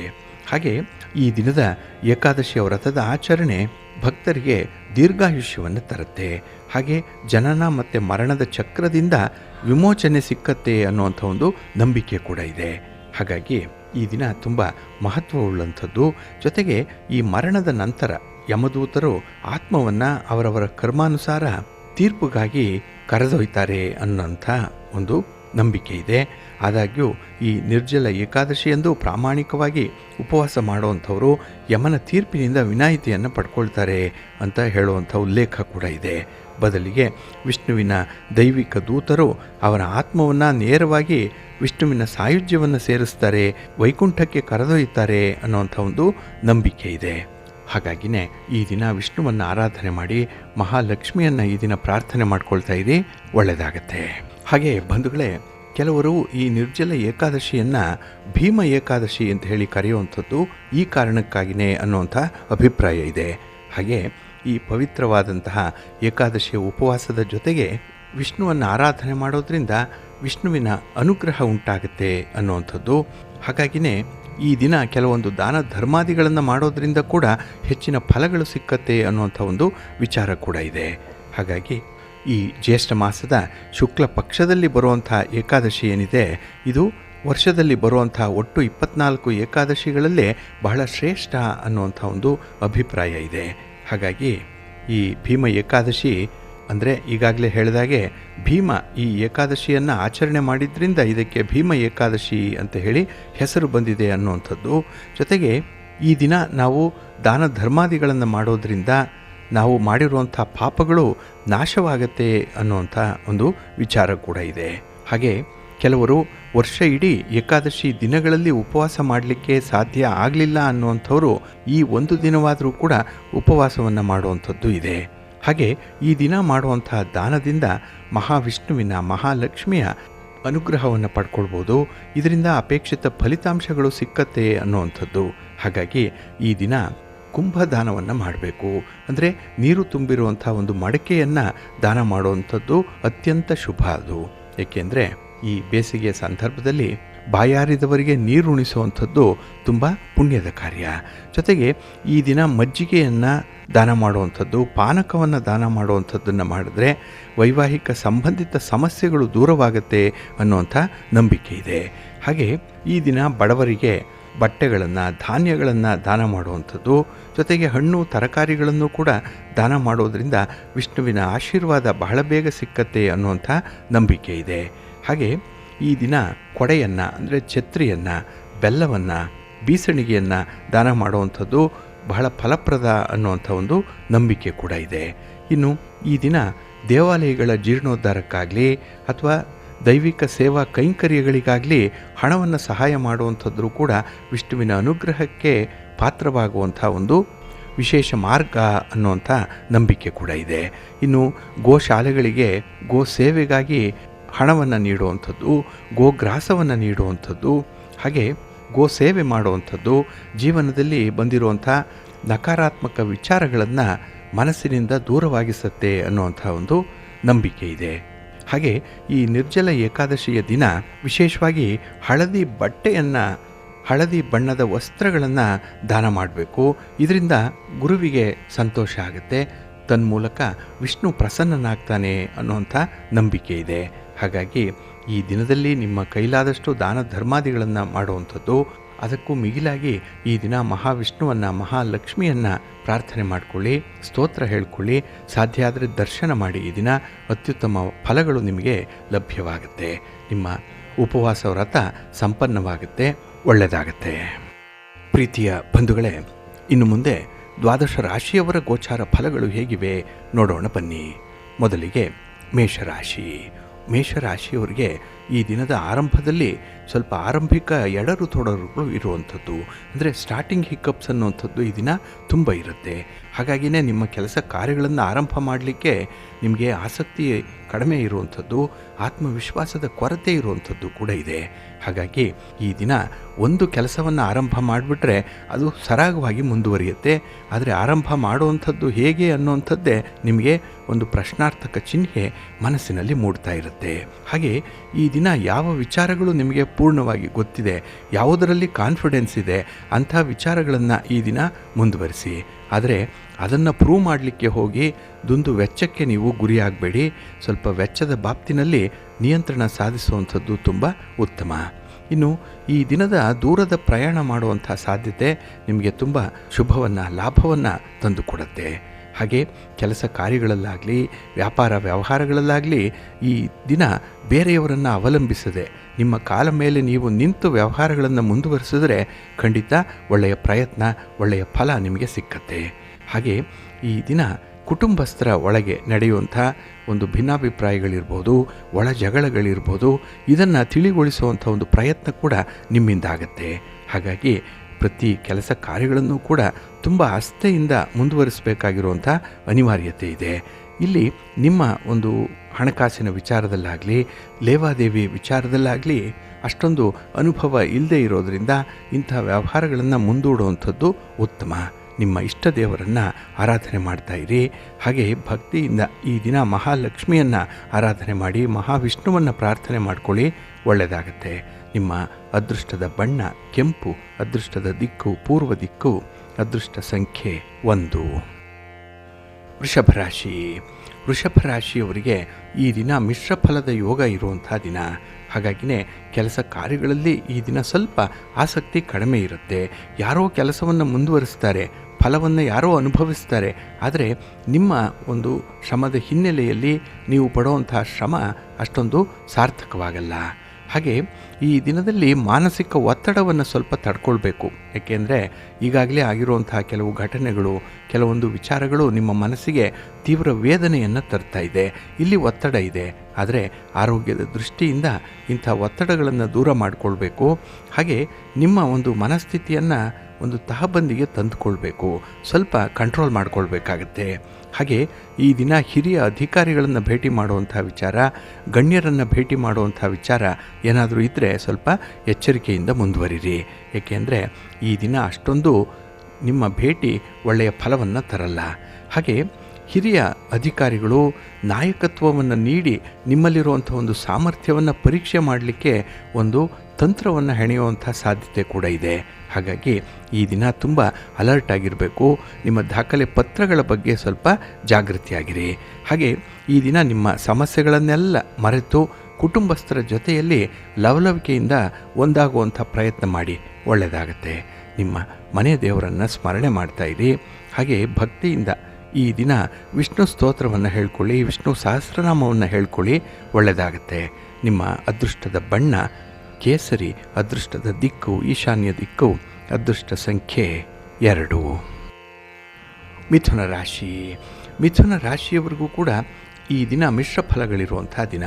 ಅದರಲ್ಲೂ ಈ ದಿನದ ನಿಮ್ಮ ಮಾತು, ನಿಮ್ಮ ಕಮ್ಯುನಿಕೇಷನ್ ಸ್ವಲ್ಪ ಎಡವಟ್ಟನ್ನು ಉಂಟು ಮಾಡುತ್ತೆ. ಹಾಗೆ ಈ ದಿನ ಇಲ್ಲಸಲ್ಲದ ಆಪಾದನೆಗಳನ್ನು ಬೇರೆಯವರ ಮೇಲೆ ಹೊರಿಸುವಂಥದ್ದು, ಹಾಗೆ ಕೆಲವೊಂದು ವಿದ್ಯಮಾನಗಳಲ್ಲಿ ಬಹಳ ತ್ವರಿತವಾಗಿ ನಿರ್ಧಾರಗಳನ್ನು ಕೈಗೊಳ್ಳದೇ ಇರುವಂಥದ್ದು ಈ ಸಮಸ್ಯೆಗೆ ಕಾರಣವಾಗಿಬಿಡುತ್ತೆ. ಹಾಗಾಗಿನೇ ಈ ದಿನ ಮುತುವರ್ಜಿಯಿಂದ ನಿಮ್ಮ ಕೆಲಸ ಕಾರ್ಯಗಳನ್ನು ಅನುಸರಣೆ ಮಾಡ್ತಾಯಿರಿ, ಒಳ್ಳೆಯದಾಗುತ್ತೆ. ಹಾಗೆ ಈ ದಿನ ಹಳೆಯ ಸ್ನೇಹಿತರ ಭೇಟಿ ಆಗುವಂಥದ್ದು, ಹಾಗೆ ಜೀವನದಲ್ಲಿ ಆಗಿರುವಂತಹ ಕೆಲವೊಂದು ಬದಲಾವಣೆಗಳ ಬಗ್ಗೆ ಗಮನಿಸುವಂಥದ್ದು, ಹಾಗೆ ಈ ದಿನದಲ್ಲಿ ನಿಮ್ಮ ಸ್ನೇಹಿತರ ಜೊತೆಯಲ್ಲಿ ನಡೆಯುವಂಥ ಒಂದು ಚರ್ಚೆ ವಾದಕ್ಕೆ ತಿರುಗತ್ತೆ, ಪ್ರತಿವಾದಕ್ಕೆ ತಿರುಗತ್ತೆ. ಇದರಿಂದ ಮನಸ್ಸಿಗೆ ಶಾಂತಿ ಸಿಕ್ಕದಂತಹ ಒಂದು ಪರಿಸ್ಥಿತಿ ಉದ್ಭವ ಆಗ್ಬೋದು. ಹಾಗಾಗಿ ಎಲ್ಲೇ ಯಾವುದೇ ಸನ್ನಿವೇಶದಲ್ಲಿರಲಿ ಕಠಿಣ ಶಬ್ದಗಳನ್ನು ಉಪಯೋಗಿಸಬಾರ್ದು. ನಿಮ್ಮ ಮಾತಿನಲ್ಲಿ ಒಂದು ಮೃದು ಧೋರಣೆ ಇರಬೇಕಾಗತ್ತೆ. ಹಾಗೆ ಈ ದಿನ ನಿಮ್ಮ ತಂದೆ ತಾಯಿಯಂದರೆ ಆಶೀರ್ವಾದವನ್ನು ಪಡ್ಕೊಂಡು ಹೊಸ ಯೋಜನೆಗಳೇನಾದರೂ ಆರಂಭ ಆಗಬೇಕಿದ್ರೆ ಅದನ್ನು ಮುಂದುವರಿಸಿ, ಒಳ್ಳೆಯದಾಗತ್ತೆ. ಇನ್ನು ಈ ದಿನ ಕೆಲವು ವಿದ್ಯಮಾನಗಳು ನಿಮ್ಮ ಲೆಕ್ಕಾಚಾರದಂತೆಯೇ ನಡೀಬೇಕು ಅಂತ ಹೇಳಿದ್ರೆ ನಿಮ್ಮ ಪ್ರಯತ್ನವನ್ನು ಹೆಚ್ಚಿಸಬೇಕಾಗತ್ತೆ. ಹಾಗೆ ಈ ದಿನ ಹೆಚ್ಚಿನ ಸಂಪಾದನೆಗಾಗಿ ಹೊಸ ಹೊಸ ದಾರಿಗಳನ್ನು ಹುಡುಕುವಂಥ ಒಂದು ಸ್ಥಿತಿಯಲ್ಲಿರ್ತೀರಿ. ಹಾಗೆ ಈ ದಿನ ಯಾವುದೇ ಕಾರ್ಯಗಳನ್ನು ನಿಮ್ಮ ತೀರ್ಮಾನದಂತೆ ಮುಂದುವರಿಸಿ ಹಠಾತ್ತಾಗಿ ಬದಲಾವಣೆ ಮಾಡುವಂಥ ಒಂದು ಪ್ರಯತ್ನವನ್ನು ಮಾಡಬೇಡಿ. ಇನ್ನು ಈ ದಿನ ವಸ್ತುಗಳ ಖರೀದಿ ಸಂದರ್ಭದಲ್ಲಾಗಲಿ, ಮಾರಾಟದ ಸಂದರ್ಭದಲ್ಲಾಗಲಿ ಸ್ವಲ್ಪ ಮೋಸ ಹೋಗುವಂಥ ಸಾಧ್ಯತೆಗಳಿರುತ್ತೆ. ಸ್ವಲ್ಪ ಎಚ್ಚರಿಕೆಯಿಂದ ಇರಿ. ನಿಮ್ಮ ಇಷ್ಟ ದೇವರನ್ನು ಆರಾಧನೆ ಮಾಡ್ತಾಯಿರಿ. ಹಾಗೆ ಭಕ್ತಿಯಿಂದ ಈ ದಿನ ಶಿವ ಪಾರ್ವತಿಯರ ದರ್ಶನ ಮಾಡಿ ಶಿವಸ್ತೋತ್ರವನ್ನು ಹೇಳ್ಕೊಳ್ಳಿ, ಒಳ್ಳೆಯದಾಗತ್ತೆ. ನಿಮ್ಮ ಅದೃಷ್ಟದ ಬಣ್ಣ ಬಿಳುಪು, ಅದೃಷ್ಟದ ದಿಕ್ಕು ಈಶಾನ್ಯ ದಿಕ್ಕು, ಅದೃಷ್ಟ ಸಂಖ್ಯೆ 5. ಕರ್ಕಾಟಕ ರಾಶಿ. ಕರ್ಕಾಟಕ ರಾಶಿಯವರಿಗೆ ಈ ದಿನ ಫಲಭರಿತವಾದಂತಹ ದಿನ. ಅಂದರೆ ನಿಮ್ಮ ಕೆಲಸ ಕಾರ್ಯಗಳಿಂದ ನಿಮಗೆ ಹೆಚ್ಚಿನ ಶ್ರೇಯಸ್ಸು ಉಂಟಾಗುವಂಥದ್ದು. ಹಾಗೆ ಈ ದಿನದ ವಿದ್ಯಮಾನಗಳಲ್ಲಿ ನಿಮ್ಮ ಒಂದು ಹಣಕಾಸಿನ ವಿಚಾರಗಳಲ್ಲಿ ಸ್ವಲ್ಪ ಮುಂದಾಲೋಚನೆಯಿಂದ ಮುಂದುವರಿಬೇಕು. ಹಾಗೆ ಹಳೆಯ ಸ್ನೇಹಿತರ ಭೇಟಿಯಿಂದ ನಿಮಗೆ ಮನಸ್ಸಿಗೆ ಉಲ್ಲಾಸ ಉಂಟಾಗುತ್ತೆ. ಆದರೆ ಈ ಸಂದರ್ಭದಲ್ಲಿ ನಾವು ಕೈಗೊಳ್ಳುವಂತಹ ಕೆಲವು ವಿಚಾರಗಳೇನಿದೆ, ಕೆಲವು ಚರ್ಚೆಗಳೇನಿದೆ, ಇದು ತುಂಬ ಡಿವಿಯೇಟ್ ಆಗುವಂಥ ಸಾಧ್ಯತೆ ತುಂಬ ಇರುತ್ತೆ. ಹಾಗೆ ಈ ದಿನ ಕಠಿಣವಾದಂಥ ಮಾತುಗಳನ್ನಾಡದಂತೆ ಎಚ್ಚರಿಕೆಯನ್ನು ವಹಿಸಬೇಕಾಗತ್ತೆ. ಹಾಗೆ ನಿಮ್ಮ ಮಾತುಗಾರಿಕೆ ಈ ದಿನ ಬಹಳ ಚೆನ್ನಾಗಿದೆ, ಕಾರ್ಯವೈಖರಿ ಬಹಳ ಅದ್ಭುತವಾಗಿದೆ. ಹಾಗಾಗಿನೇ ಈ ದಿನದಲ್ಲಿ ನಿಮ್ಮಲ್ಲಿರುವಂಥ ಒಂದು ಪ್ರತಿಭೆಯನ್ನು, ನಿಮ್ಮ ಟ್ಯಾಲೆಂಟನ್ನು ತೋರಿಸಲಿಕ್ಕೆ ಒಳ್ಳೆಯ ಅವಕಾಶಗಳು ಸಿಕ್ಕುವಂಥದ್ದು ಕೂಡ ಇದೆ. ಹಾಗೆ ಈ ದಿನ ನಿಮ್ಮ ಕಾರ್ಯಕ್ಷೇತ್ರದಲ್ಲಿ ಸಹೋದ್ಯೋಗಿಗಳಿಂದ ಒಳ್ಳೆಯ ಸಹಕಾರವನ್ನು ಪಡ್ಕೊಳ್ಳುವಂಥ ಒಂದು ಯೋಗ ಇದೆ. ಆದರೆ ಯಾವುದೇ ತೀರ್ಮಾನವನ್ನು ತೆಗೆದುಕೊಳ್ಳುವಂತಹ ಸಂದರ್ಭದಲ್ಲಿ ಯೋಚಿಸಿ ಮಾತಾಡಬೇಕು ಅನ್ನುವಂಥ ಒಂದು ವಿಚಾರದ ಹಿನ್ನೆಲೆ ಕೂಡ ಇದೆ.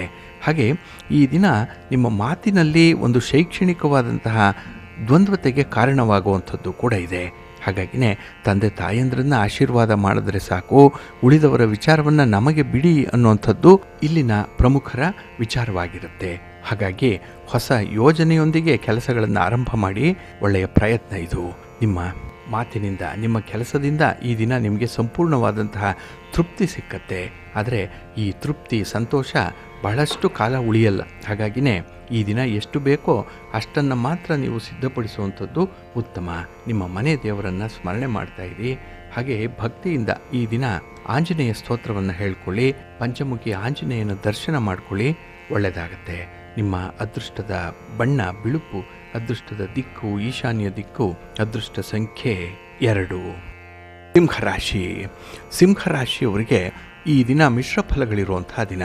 ಅದರಲ್ಲೂ ಕೈಗೊಂಡಂತಹ ಕೆಲಸ ಕಾರ್ಯಗಳು ನಿಧಾನವಾಗಿ ನಡೆಯುತ್ತೆ, ಮಂದಗತಿಯಲ್ಲಿ ಚಲಿಸುತ್ತೆ. ಹಾಗಾಗಿ ಈ ದಿನದ ವಿದ್ಯಮಾನಗಳಲ್ಲಿ ನಿಮಗೆ ಸಂಪೂರ್ಣವಾದಂತಹ ಆತ್ಮವಿಶ್ವಾಸ ಕೂಡ ಇರಲ್ಲ.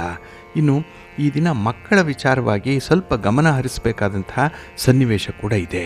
ಈ ದಿನ ಅನಿರೀಕ್ಷಿತ ಪ್ರಯಾಣ ಮಾಡುವಂಥದ್ದು, ಪ್ರಯಾಣದ ಉದ್ದೇಶಗಳು ಈಡೇರದೇ ಇರುವಂಥದ್ದು. ಹಾಗೆ ಈ ದಿನ ನಿಮ್ಮ ಬಾಲ್ಯ ಸ್ನೇಹಿತರ ಜೊತೆಯಲ್ಲಿ ಆಗುವಂತಹ ಈ ಮಾತಿನ ಚಕಮಕಿಗಳು, ಇವುಗಳ ಬಗ್ಗೆ ನೀವು ತೀವ್ರ ಗಮನವನ್ನು ಕೊಡಬೇಕಾಗತ್ತೆ. ಹಾಗೆ ಈ ದಿನ ಬಂಧು ಮಿತ್ರರಿಂದ ಸ್ವಲ್ಪ ಅನುಕೂಲತೆಗಳು ಉಂಟಾಗುವಂಥ ಸಾಧ್ಯತೆ ಕೂಡ ಇದೆ. ಹಾಗೆ ಈ ದಿನದಲ್ಲಿ ನಿಮ್ಮ ಕಾರ್ಯಕ್ಷೇತ್ರದಲ್ಲಿ ಹಿರಿಯರ ಮಾರ್ಗದರ್ಶನ ತುಂಬ ಅಗತ್ಯವಾಗಿ ನಿಮಗೆ ಬೇಕಾಗಿರುವಂಥದ್ದು, ಅದನ್ನು ಈ ದಿನ ಪಡ್ಕೊಳ್ತೀರಿ. ಇನ್ನು ಈ ದಿನ ನಿಮ್ಮ ಕೊಡುಗೆ ಏನಿದೆ, ನಿಮ್ಮ ಒಂದು ಕಾಂಟ್ರಿಬ್ಯೂಷನ್ ಏನಿದೆ, ಅದನ್ನು ಮೇಲಧಿಕಾರಿಗಳು ಗಮನಿಸ್ತಾ ಇದ್ದಾರೆ. ಹಾಗಾಗಿ ಈ ದಿನದ ವಿದ್ಯಮಾನಗಳಲ್ಲಿ ನಿಮಗೆ ವಿಶೇಷವಾದಂಥ ಪ್ರಯತ್ನ ಸಿಕ್ಕತ್ತೆ. ಹಾಗೆ ಪ್ರಯಾಣ ಮಾಡುವಂಥ ವಿಚಾರದಲ್ಲಿ ಈ ದಿನ ಅಪರಿಚಿತರನ್ನು ಕೂಡ ಪರಿಚಯ ಮಾಡಿಕೊಳ್ತೀರಿ. ಇದು ನಿಮ್ಮಲ್ಲಿರುವಂಥ ಒಂದು ಪ್ರತಿಭೆಗೆ ಹಿಡಿದ ಕನ್ನಡಿಯಂತೆ ಇರುವಂಥದ್ದು. ಹಾಗೆ ಈ ದಿನ ನಿಮ್ಮ ವ್ಯವಹಾರಗಳಲ್ಲಿ ಆಗಿರುವಂಥ ನಷ್ಟವನ್ನು ತುಂಬಿಕೊಳ್ಳುವಂಥದ್ದು ಕೂಡ ಇದೆ. ಹಣಕಾಸಿನ ಕೊರತೆ ಆದಾಗ ಅದನ್ನು ನೀಗಿಸಿಕೊಳ್ಳಿಕ್ಕೆ ಈ ದಿನ ತುಂಬ ಶ್ರಮ ಪಡಬೇಕಾಗತ್ತೆ. ಹಾಗೆ ಈ ದಿನ ಹಿರಿಯರ ಜೊತೆಯಲ್ಲಿ, ಕುಟುಂಬಸ್ಥರ ಜೊತೆಯಲ್ಲಿ ಚರ್ಚೆ ಮಾಡಿ ಒಂದು ನಿರ್ಧಾರಕ್ಕೆ ಬರುವಂಥದ್ದು ಉತ್ತಮ. ಏಕೆಂದರೆ ನಿಮ್ಮ ಅನುಕೂಲಕ್ಕೆ ತಕ್ಕಂತೆ ಇಲ್ಲಿ ಕುಳಿತುಕೊಳ್ಳುವಂಥದ್ದಾಗಲಿ ಅಥವಾ ಮುಂದಿನ ಗುರಿ ಏನು ಅನ್ನುವಂಥದ್ದನ್ನು ತೀರ್ಮಾನ ಮಾಡಲಿಕ್ಕಾಗಲಿ ಈ ದಿನ ನಿಮ್ಮೆಲ್ಲರ ಸಹಕಾರ ಬೇಕಾಗತ್ತೆ. ಹಾಗೆ ಈ ದಿನದಲ್ಲಿ ಹಣಕಾಸಿನ ಕೊರತೆಯನ್ನು ಅನುಭವಿಸ್ತಾ ಇರುವಂಥವರು ಯಾವುದೇ ಚಿನ್ನದ ಒಡವೆ ವಸ್ತ್ರಗಳನ್ನು ಅಡಮಾನ ಇಡುವಂಥ ಒಂದು ಸಂದರ್ಭ ಬಂದಿರಬಹುದು. ಇದನ್ನು ಕೂಡ ಸೂಕ್ಷ್ಮವಾಗಿ ಗಮನಿಸಬೇಕು. ಇನ್ನು ಈ ದಿನ ಸ್ವಲ್ಪ ಅಪಾಯಕಾರಿಯಾದಂಥ ದಿನ ಇದು. ಹಾಗಾಗಿ ಅಲರ್ಟ್ ಆಗಿರುವಂಥದ್ದು ಉತ್ತಮ. ನಿಮ್ಮ ಮನೆ ದೇವರನ್ನು ಸ್ಮರಣೆ ಮಾಡ್ತಾ ಇರಿ. ಹಾಗೆ ಭಕ್ತಿಯಿಂದ ಮಹಾಲಕ್ಷ್ಮಿಯನ್ನು ಆರಾಧನೆ ಮಾಡಿ ವಿಷ್ಣು ಸ್ತೋತ್ರವನ್ನು ಹೇಳ್ಕೊಳ್ಳಿ, ಒಳ್ಳೆಯದಾಗತ್ತೆ. ನಿಮ್ಮ ಅದೃಷ್ಟದ ಬಣ್ಣ ಬಿಳುಪು, ಅದೃಷ್ಟದ ದಿಕ್ಕು ಈಶಾನ್ಯ ದಿಕ್ಕು, ಅದೃಷ್ಟ ಸಂಖ್ಯೆ 1. ಕನ್ಯಾ ರಾಶಿ. ಕನ್ಯಾ ರಾಶಿಯವರಿಗೆ ಈ ದಿನ ದೀರ್ಘಕಾಲೀನವಾದಂಥ ಒಂದು ಸಮಸ್ಯೆ ನಿವಾರಣೆಯಾಗುತ್ತೆ. ಬಹಳ ಬೇಗ ಇತ್ಯರ್ಥಪಡಿಸ್ಕೊಳ್ಳುವಂಥ ಒಂದು ಇಚ್ಛಾಶಕ್ತಿ ಇದೆ. ಹಾಗೆ ಈ ದಿನದ ಓಡಾಟ ನಿಮ್ಮನ್ನು ಮಾನಸಿಕವಾಗಿ ಮತ್ತಷ್ಟು ಆತ್ಮವಿಶ್ವಾಸದ ಮಟ್ಟಕ್ಕೆ ಏರಿಸುತ್ತೆ. ಏಕೆಂದರೆ 4 ಜನರೊಂದಿಗೆ ಈ ದಿನ ನೀವು ನಡೆಸುವಂಥ ಮಾತುಕತೆ ಆಗಲಿ ಅಥವಾ ಈ ಉಡುಗೆ ತೊಡುಗೆಗಳ ವಿಚಾರದಲ್ಲಿ ನೀವು ತೆಗೆದುಕೊಳ್ಳುವಂಥ ತೀರ್ಮಾನವಾಗಲಿ ಬಹಳ ವಿಶೇಷವಾಗಿರುತ್ತೆ.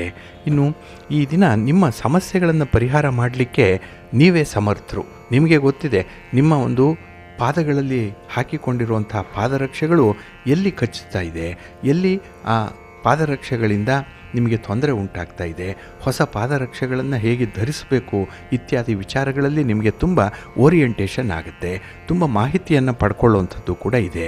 ಹಾಗೆ ಈ ದಿನ ನಿಮಗೆ ಆಗಿರುವಂಥ ಒತ್ತಡವನ್ನು ನೀವು ನಿಭಾಯಿಸಲಿಕ್ಕೆ ತುಂಬ ಶ್ರಮ ಪಡಬೇಕಾಗತ್ತೆ. ಇನ್ನು ಧಾರ್ಮಿಕವಾಗಿ ಸಾಮಾಜಿಕವಾಗಿ ಕೆಲವೊಂದು ಕೆಲಸ ಕಾರ್ಯಗಳನ್ನು ಮಾಡುವಂಥವ್ರಿಗೆ ಅತ್ಯುತ್ತಮವಾದಂಥ ಸಮಯ ಇದೆ. ಹಾಗೆ ಈ ದಿನ ದೂರದ ಪ್ರಯಾಣ ನಿಮ್ಮ ಆರೋಗ್ಯದ ದೃಷ್ಟಿಯಿಂದ ಅಷ್ಟೊಂದು ಒಳ್ಳೆಯದಲ್ಲ, ಸ್ವಲ್ಪ ಮುಂದಕ್ಕೆ ಹಾಕುವಂಥದ್ದು ಉತ್ತಮ. ಇನ್ನು ಈ ದಿನ ಬಹಳ ಜಾಣ್ಮೆಯಿಂದನೇ ನೀವು ಕಾಲವನ್ನು ಕಳೆಯಬೇಕಾಗತ್ತೆ. ಇಷ್ಟೆಲ್ಲ ಸೌಲಭ್ಯಗಳು ಸೌಕರ್ಯಗಳು ಇದ್ದರೂ ಕೂಡ ಏನೋ ಒಂದು ಕೊರತೆ ಬಾಧಿಸುವಂಥದ್ದು. ಹಾಗೆ ಈ ಗುರಿ ಸಾಧನೆಯ ಪೂರ್ವದಲ್ಲೇ ಮನಸ್ಸು ವಿಚಲಿತ ಆದರೆ ಏಕಾಗ್ರತೆಗೆ ಕೊರತೆ ಉಂಟಾಗುತ್ತೆ. ಇದರಿಂದ ಬರಬೇಕಾದಂತಹ ಅಥವಾ ಕೊಡಬೇಕಾದಂತಹ ವಸ್ತುಗಳೇನಿದೆ ಅದರಲ್ಲಿ ರಾಜಿ ಮಾಡಿಕೊಳ್ಳುವಂಥ ಸಂದರ್ಭ ಬರ್ತಾ ಇದೆ. ಇನ್ನು ದೂರದ ಪ್ರಯಾಣ ಈ ದಿನ ನಿಮಗೆ ಒಂದು ಅರ್ಥದಲ್ಲಿ ಶುಭವನ್ನು ತರುವಂಥದ್ದು. ಆದರೆ ಈ ದಿನ ನಿಮ್ಮ ಹಿರಿಯರ ಒಂದು ಸಲಹೆಗಳಿಗೆ ಕಿವಿ ಕೊಡಬೇಡಿ, ಏಕೆಂದರೆ ಅವರು ಈ ದಿನ ತುಂಬ ಪ್ರಾಕ್ಟಿಕಲ್ಲಾಗಿ ಇರಲ್ಲ. ಇನ್ನು ವಿಶೇಷವಾಗಿ ಸಹೋದ್ಯೋಗಿಗಳಿಂದ ಒಳ್ಳೆಯ ಸಹಕಾರವನ್ನು ಪಡ್ಕೊಳ್ಳುವಂಥ ಸಾಧ್ಯತೆ ಇದೆ. ಹಾಗೆ ಆ ಸಹೋದ್ಯೋಗಿಗಳ ನಡವಳಿಕೆ ಬಗ್ಗೆ ಅವರ ಮಾತಿನ ಬಗ್ಗೆ ಸ್ವಲ್ಪ ಗಮನ ಇರಲಿ, ಒಳ್ಳೆಯದಾಗತ್ತೆ. ನಿಮ್ಮ ಮನೆ ದೇವರನ್ನು ಸ್ಮರಣೆ ಮಾಡ್ತಾ ಇರಿ. ಹಾಗೆ ಭಕ್ತಿಯಿಂದ ಈ ದಿನ ಆಂಜನೇಯ ಸ್ತೋತ್ರವನ್ನು ಹೇಳ್ಕೊಳ್ಳಿ, ಹನುಮಾನ್ ಚಾಲೀಸನ್ನು ಹೇಳ್ಕೊಳ್ಳಿ, ಒಳ್ಳೆಯದಾಗತ್ತೆ. ನಿಮ್ಮ ಅದೃಷ್ಟದ ಬಣ್ಣ ಬಿಳುಪು, ಅದೃಷ್ಟದ ದಿಕ್ಕು ಈಶಾನ್ಯ ದಿಕ್ಕು, ಅದೃಷ್ಟ ಸಂಖ್ಯೆ 2. ತುಲಾರಾಶಿ. ತುಲಾರಾಶಿಯವರಿಗೆ ಈ ದಿನ ಕೆಲಸ ಕಾರ್ಯಗಳಲ್ಲಿ ಸ್ವಲ್ಪ ಹಿನ್ನಡೆಯನ್ನು ಅನುಭವಿಸುವಂಥ ದಿನ. ಹಾಗೆ ಈ ದಿನದ ಕೆಲಸಗಳಲ್ಲಿ ನಿಮಗೆ ಮಿಶ್ರ ಫಲಗಳು ಬರುವಂಥದ್ದು ಒಂದು ಕಡೆ ಆದರೆ, ಮತ್ತೊಂದು ಕಡೆ ನಿಮ್ಮ ಚಟುವಟಿಕೆಗಳಿಗೆ ಸ್ವಲ್ಪ ಅಡೆತಡೆಗಳು ಇರುವಂಥ ಸಂದರ್ಭಗಳೇ ಇರುತ್ತೆ. ಹಾಗೆ ಈ ದಿನ ಗ್ರಹ ಸ್ಥಾನಗಳು ನಿಮಗೆ ಅತ್ಯುತ್ತಮವಾದಂಥ ಒಂದು ಮಾರ್ಗದಲ್ಲಿದೆ. ಹಾಗಾಗಿ ಗ್ರಹಗಳ ಅನುಗ್ರಹವನ್ನು ಪಡ್ಕೊಳ್ಳುವಂಥದ್ದು, ಹಾಗೆ ನಿಮ್ಮ ಯೋಗ್ಯತೆ ಈ ದಿನ ಗುರುತಿಸಲ್ಪಟ್ಟು ಅದರಿಂದ ನಿಮ್ಮ ಬಂಧು ಬಾಂಧವರ ಜೊತೆಯಲ್ಲಿ ಕೆಲವೊಂದು ಕಮಿಟ್ಮೆಂಟ್ಗಳಿಗೆ ಹೋಗುವಂಥ ಸಾಧ್ಯತೆ ಕೂಡ ಇರುತ್ತೆ. ಹಾಗೆ ಈ ದಿನ ಬಹಳ ಸಂಯಮದಿಂದ ನೆನೆಗುದಿಗೆ ಬಿದ್ದಿರುವಂಥ ಒಂದು ವಿಚಾರಣೆಗಳನ್ನು ಕೈಗೊಳ್ಳಬೇಕಾಗತ್ತೆ. ಹಾಗೆ ಈ ದಿನ ಪ್ರಭಾವಿ ವ್ಯಕ್ತಿಗಳ ಜೊತೆಯಲ್ಲಿ ನಿಕಟವಾದ ಸಂಪರ್ಕವನ್ನು ಹೊಂದುವಂಥ ಸಾಧ್ಯತೆ ಕೂಡ ಇದೆ.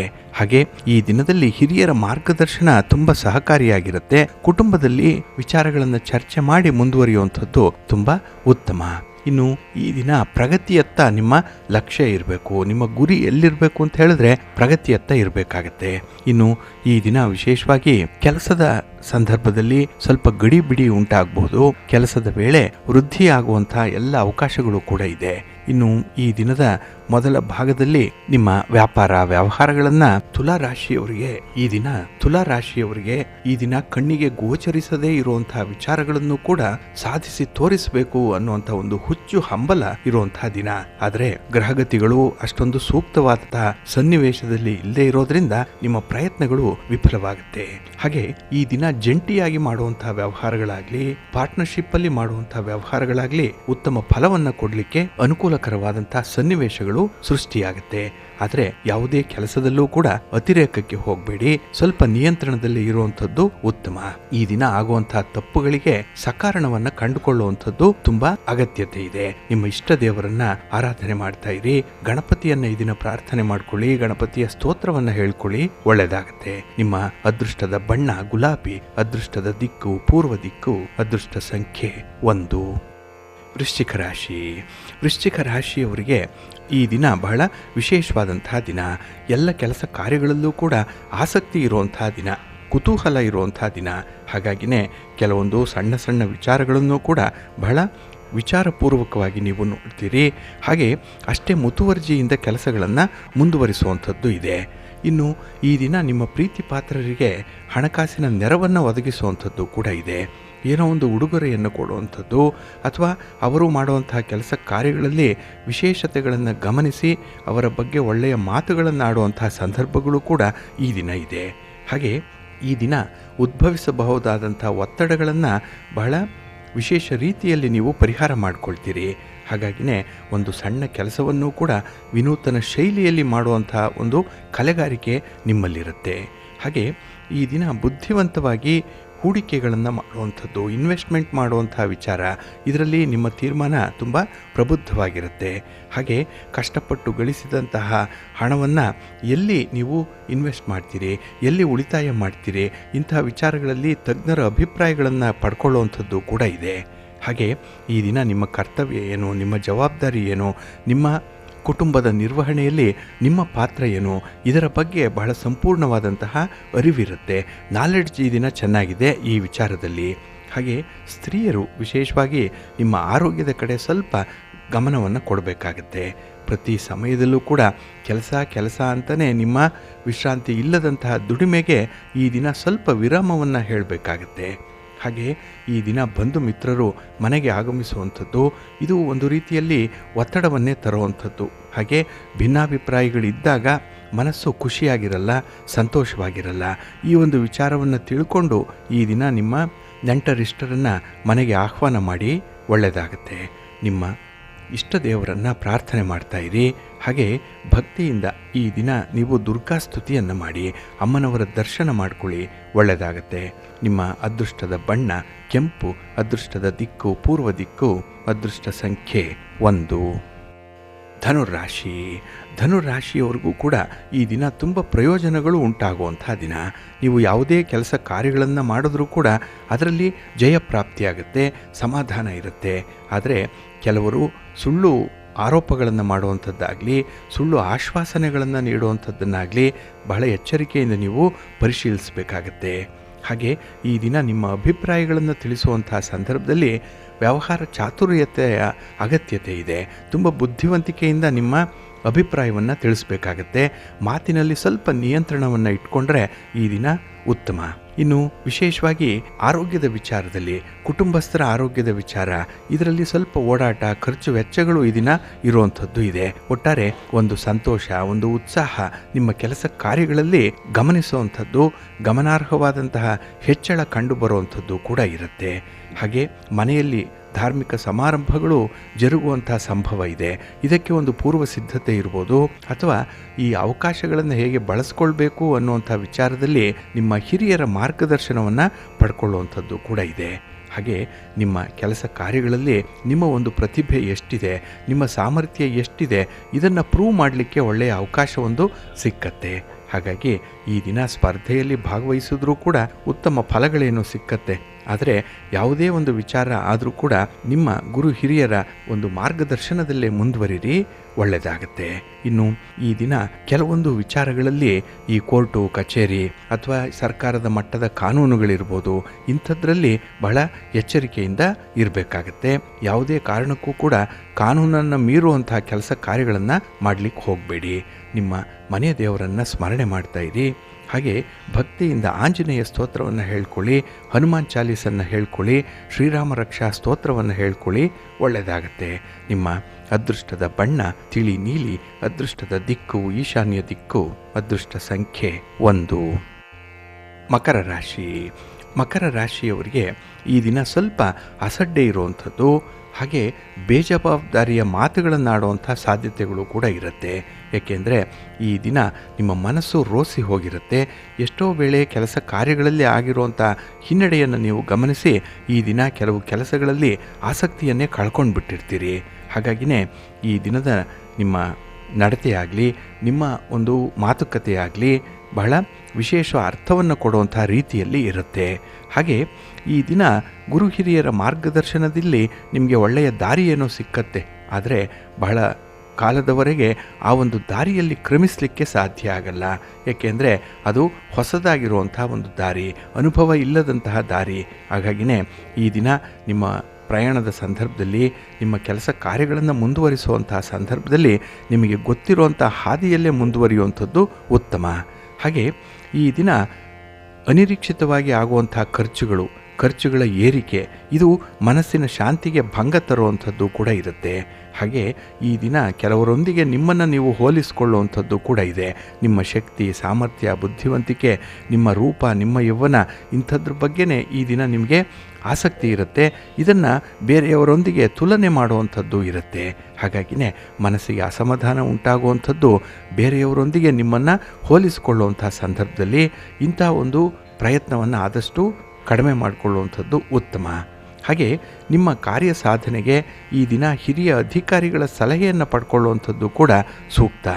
ಇನ್ನು ಈ ಧೈರ್ಯ ಹಾಗೆ ಆತ್ಮವಿಶ್ವಾಸ, ಸಮಯಕ್ಕೆ ಸರಿಯಾಗಿ ನಿಮ್ಮ ಕೆಲಸ ಕಾರ್ಯಗಳನ್ನು ಆರಂಭ ಮಾಡುವಂಥ ಒಂದು ಸಮಯ ಪ್ರಜ್ಞೆ, ಇದರಿಂದ ನೀವು ಹೆಚ್ಚಿನ ಫಲವನ್ನು ಪಡ್ಕೊಳ್ಳಿಕ್ಕೆ ಸಾಧ್ಯ ಇದೆ. ಅದನ್ನು ಮುಂದುವರಿಸಿ ಈ ದಿನ ಒಳ್ಳೆಯ ಫಲಿತಾಂಶಗಳು ಸಿಕ್ಕತ್ತೆ. ನಿಮ್ಮ ಇಷ್ಟ ದೇವರನ್ನು ಆರಾಧನೆ ಮಾಡ್ತಾಯಿರಿ. ಹಾಗೆ ಭಕ್ತಿಯಿಂದ ಈ ದಿನ ನೀವು ದುರ್ಗಾಸ್ತುತಿಯನ್ನು ಮಾಡಿ ಅಮ್ಮನವರ ದರ್ಶನ ಮಾಡಿಕೊಳ್ಳಿ. ಗ್ರಾಮ ದೇವತೆಯ ದರ್ಶನನಾದರೂ ಮಾಡಿ ಈ ದಿನ ಒಳ್ಳೆಯದಾಗುತ್ತೆ. ನಿಮ್ಮ ಅದೃಷ್ಟದ ಬಣ್ಣ ತಿಳಿ ಹಸಿರು, ಅದೃಷ್ಟದ ದಿಕ್ಕು ಈಶಾನ್ಯ ದಿಕ್ಕು, ಅದೃಷ್ಟ ಸಂಖ್ಯೆ 5. ಕುಂಭರಾಶಿ.